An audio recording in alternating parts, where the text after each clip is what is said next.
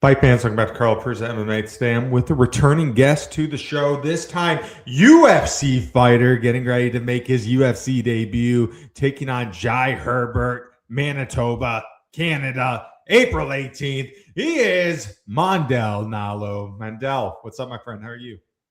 I'm good, buddy. Thank you. How are you? Doing good. Last time I had you on here, right before your contender series, and man, you went out there and you put on a performance. Huge knockout, very tough guy you took on. Overall, looking back at it, man, what do you make of it? Is it still kind of surreal? No, yeah, I figured we honestly, knowing me and knowing how that guy fights, we all kind of figured that's how it would go. Like it went better than you can hope for, but knowing my skills, I'm not too shocked about it. It's just funny how like the contender is its own thing. Like it's not normal fighting, you got to go out there and do something special. So that's kind of cool that we thought I could do that, and I actually did on the day. Absolutely. Speaking of doing something special, that was a highlight all over the internet. What was your phone like the next week? Was it constantly just going crazy? Uh, yeah, it's funny. I have notifications turned off for Instagram, so I don't really see it, but I'm sure I gained a bunch of followers and stuff. But it's all kind of doesn't mean that much. I had a big viral knockout early on in Bellator, and it was a similar thing where like, oh, all these things are happening, but really like you just have to keep winning fights. So it doesn't really matter at the end of the day. But yeah, it was a bit of a boost for me for sure. You've always been a guy, in my opinion, even before you made it here. It's like one of these guys, he's done everything, Bellator, all these big regional shows, just never got your chance for whatever reason, never got your chance for whatever reason. To be able to get it finally, were you able to really look back and reflect on this crazy journey you've been on? Well, no, because it's not over. I'm still looking forward. So all it is you know, you count your blessings, I guess, for things going your way when it mattered. Like you can never in this career look back and go like, "Oh, that should have been me. If only this would have gone this way, or I hadn't have got injured or whatever." Like all you can do is train as hard as you can and win the fights that you need to win. So no, it's like I haven't really reflected on it that much, honestly. It's we're still forward facing as of now. What's it like now being another Canadian guy in the UFC? I mean, it's starting to become a superpower in there. Obviously, you have the Ontario guys, you have guys in Western Canada now, you have your Montreal guys as well. What's it like to join that squad? It's nice, honestly. Just talking to everybody who's in the scene here in Canada, like it's a real uphill climb. We do not have fight infrastructure built into our upbringing here. Like if you found this and you chose it, you're you really want it, like there's nobody's holding your hand to get there. And it's not easy even when you are there. So it's kind of nice being in this group where we all kind of understand what it takes to succeed in MMA generally from Canada. It's not like it is from other places. In my opinion, Canada's always been one of those areas where we haven't maybe seen as many fighters out of it as we have the US and other countries, but some great moments, some big shows. Obviously, GSP back in the day in Montreal when it was first getting started, had those wars against Koscheck, some other guys. I think one of the most underrated events that really led to the growth and success of the UFC was UFC 129 in Toronto. The first time they had that big 50,000 plus audience, GSP, Jake Shields, Machida knocking out Randy Couture's tooth. For you, now you get to fight in Canada as well. But were there any cards back in the day, maybe Canadian ones that you were maybe there watching on TV that really stuck to you and was like, hey, one day I'm going to be down there in Canada doing this myself? Uh, Early on, I think George fighting in Montreal, it was pretty special when he fought Nick Diaz.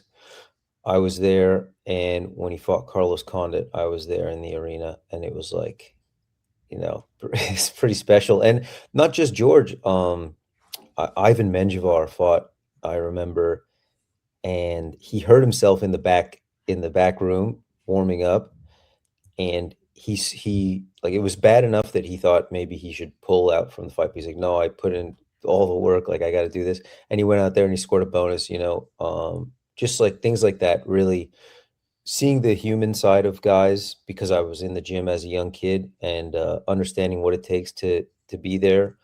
I always kind of knew, like, I had the skills and the ability to be there. So um, it was just kind of about making sure when the opportunity comes up that you're ready. But um, no, like, nothing really sticks out to me to be like, oh, that I should have been there, because I've seen so many fights, so many guys. I've trained with so many UFC guys. I think I've always known that eventually it would happen. I don't know. I never thought it was a delusion to be like, yeah, I'll get there. I was just assume it would happen. That road to the show is so difficult in martial arts. I mean, all the years waking up early, staying up late, you're not making Conor McGregor money on the regional scene. There was a little documentary that you and Eamon Zahabi were a part of from the Fight Network years ago. And it showed at the time two up and coming guys who wanted, battling it out, living in this house together. Well, he's obviously done great things in the UFC. He's about to get a huge fight against Sean O'Malley. Now you're in there as well, making your debut. You and Eamon been able to, did you share any special moments once you got in there? Yeah, man, me and Eamon are very close. We're like brothers, we always keep in touch, and I'll never stop being impressed and proud of Eamon, and I think it's mutual. Um, this is truly the dream. Like, obviously the dream is to be UFC world champion, but the fact that I get to train with my closest friends all the time, and that our kids are friends, and we hang out and they play together, and all we do is talk about fighting, and like, I can help him prepare for Sean O'Malley, because I have a very similar style to Sean, and we can game plan together, and he can help me when I'm fighting guys similar to him. It's very special what we've built here at TriStar. You mentioned your kids. What were their reactions now their dad's a UFC fighter? Honestly, they don't know too much about what I do. I try to keep them fairly sheltered, but they do understand that there is a golden belt involved in some capacity, and they find that compelling. So I've got to keep shooting for the stars to impress my boys. One thing I really stuck about you've referred to yourself in the past as a martial artist. A lot of guys now, they call themselves fighters. A lot of people don't refer to themselves as martial artists anymore. For you, what does it mean to call yourself a martial artist?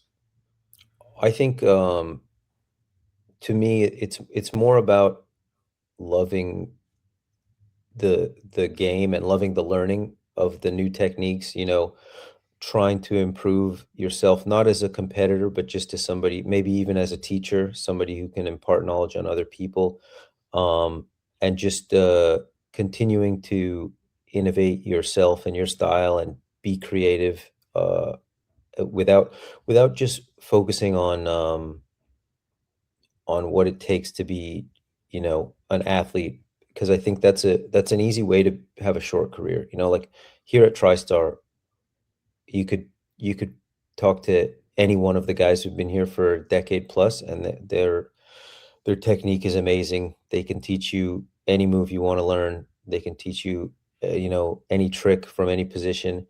Whereas you see a lot of guys who will excel in the UFC for 2 years, and when their athleticism runs out, or when people have figured out their game, they're kind of done. They're a flash in the pan. That's not the case with TriStar guys, in my opinion. So, like, yeah, being a martial artist, just about continuing to improve yourself, and have a desire to learn the sport or the art, not just get strong, smash people in, who cares? In my opinion, TriStar, one of those really special gyms, been around for a while, got a name for himself at a time. Obviously George St. Pierre going now, becoming one of the first big superstars of the modern UFC era, at a time where it wasn't legal everywhere in Canada, it wasn't legal everywhere in the US, it wasn't legal everywhere in the world. Faraz Zahabi, obviously one of the main leaders behind there. What makes Faraz such a special coach? For us, he's truly one of one. He is as unique as they come. He is obsessed with technique, He's obsessed with figuring things out. I think that he goes home and he just watches footage of different technique from years ago, current technique. Like every day he teaches, like every day at TriStar, he teaches every class. He's a madman, and then he goes and corners pro fighters and he game plans everybody's, like he's watching footage from a first level pro who's like, "Hey, coach, can you watch the guy I'm fighting? He's got a clip on YouTube that his girlfriend filmed for him from the corner." And Faraz will watch that and be like, "Oh yeah, you guys should do this, this, and this." Faraz is obsessed with making people better, and if you can capture a piece of that for yourself as the athlete and trust him, uh, you can't help but go far. He's, for me, the top coach in the world. Throughout your journey, you've obviously experienced the highs that the sport has to offer, and the lowest the sport has to offer. What's the biggest thing you've learned? What biggest way you've grown and evolved as a person from being on this journey?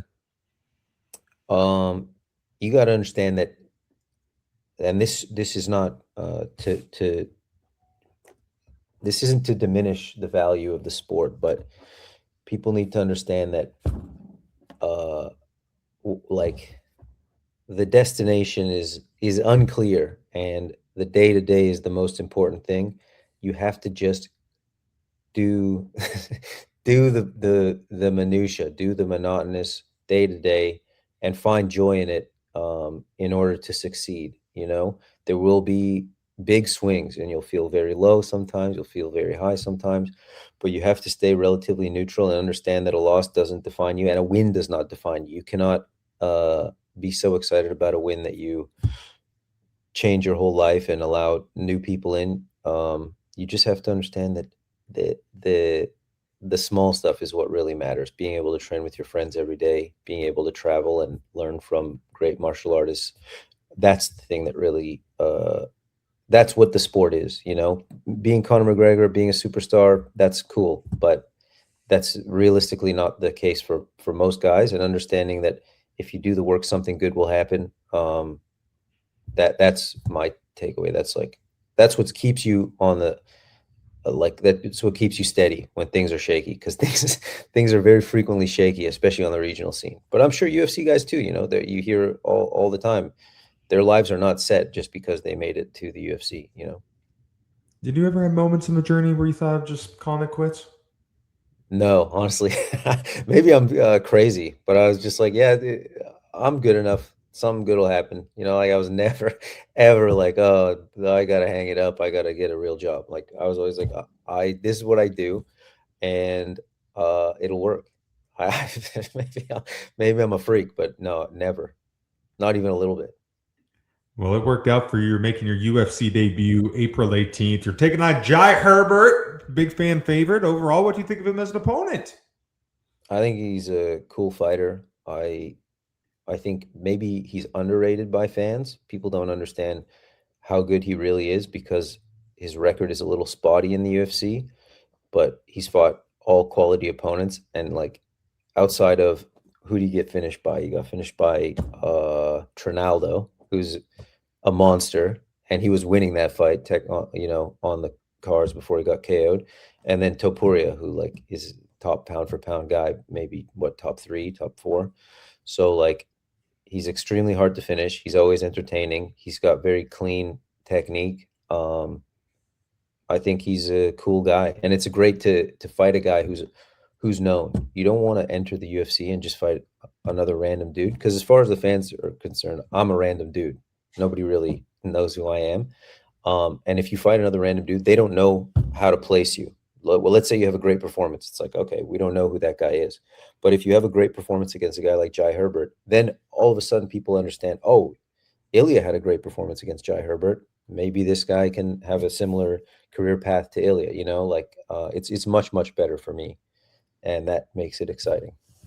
I got super excited when I saw this contest because when you go out there, man, you're one of the most fun guys to watch. You're always looking for the finish. A lot of guys, I think, forget, but Jai Herbert, when he's at Cage Warriors, I mean, he was finishing absolutely everybody. Going in this one, are you kind of looking, there's a good chance this one doesn't go the distance? No, I think you always have to prepare for the full fight.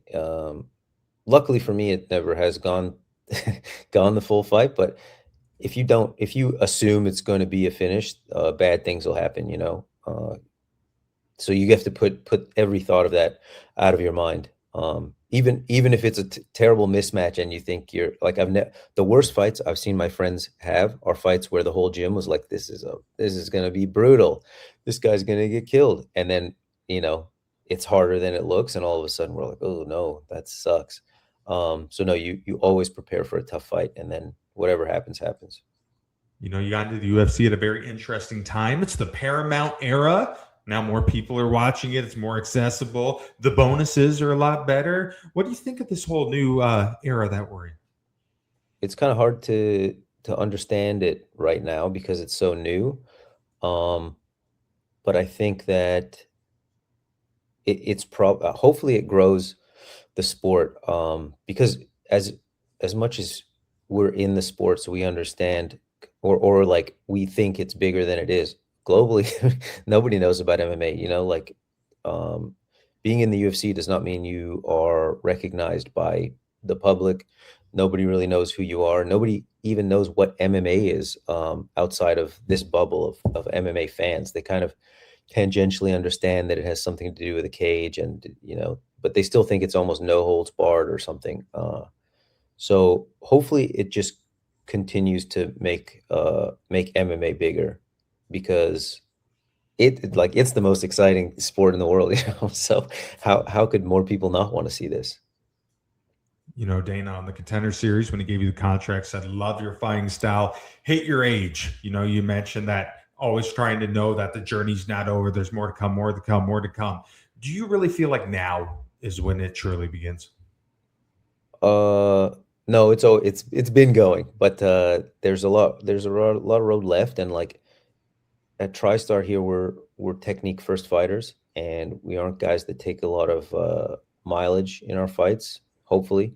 So like we're fresher than our age suggests a lot of time, and also like, well, age is overblown by the fan base. They're like, oh, he's 32, he's getting up there. It's like, you don't know. Nobody knows. You know how long it takes to get good in MMA? Of course, John Jones became champion at 22 or whatever, but like, how much better did he get from 22 until 30, right? Like, getting good is the most important thing. And your body doesn't completely turn to dust after age 34. Like, I don't understand what people think happens after your quote unquote prime. It's different than other sports. There are ways of mitigating the things that you might lose. So no, I think it is what it is. People don't get what age means in MMA. Absolutely. You really began this journey before it was really cool.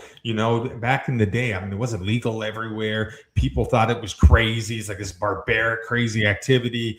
Now, kids are starting jiu-jitsu at 7, 8 years old. Some of them are doing youth MMA. By the time they're 20, they're turning pros. Some guys are in the UFC now, 21, 22, 23 years old. Is it pretty cool when you get to see the younger kids now at the gym starting with, they're like 10, 11, 12?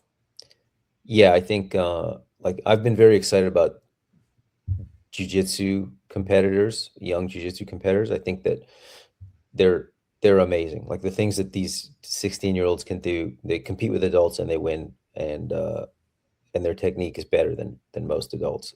That's really cool. I am a little iffy about young MMA guys, like getting into striking arts and competing as a kid is a little, maybe I'm just too Canadian, maybe I'm too soft and I need to like hone into my Thai mindset or something. But there are some young kids that are truly, truly special martial artists, and that's cool to see, like how high the ceiling can be. Because the guys who are superstars, the Anderson Silvas, the GSPs, all those guys, like they started quote unquote late compared to the kids that are starting now. So those kids are going to be that much better than the superstars of the past.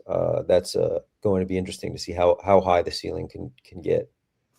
One thing that sticks out for you, if anyone looks at your topology, you've always fought tough competition. You've always fought guys who have very good winning records. You look at some top prospects, some guys, and it's like, okay, maybe they're 13-2, 12-0, 11-0, but you look at the records of their opposition, it might be 8-6, 8-8, 10-4. For you, how important has it been to always try to test yourself and fight the toughest guys out there? Personally, I just take the matchups that are offered me. I don't, and I do understand. I do sometimes give advice to guys like tough fights will happen. So like if there's a free one, you take it. You know, if there's a can out there that really wants to fight you, you take it. You know, you squash that guy. Because eventually the tough fights will happen. There's nobody that gets away with fighting only cans and is recognized as a great talent. So a lot of people will say like, oh, you know, Islam Makhachev and Khabib, their records before the UFC were so and so, but they ended up being the best guys. So like at the end of the day, it doesn't matter. Look, claiming 29-0 or whatever, that's up to them, but they got there in the end. Their skills got there in the end. And I think a lot of the time what happens is these guys that go out and fight tough competition only, they end up with these tough records and with a career that is less than desirable because they have too many losses, they took too much damage, they didn't learn the right lessons, they took fights that are too tough, and they're quote unquote nobodies, or they've just like never, their career never really got off the ground. So like take the easy ones, you know, because if you're about it, then you're going to fight a tough guy eventually.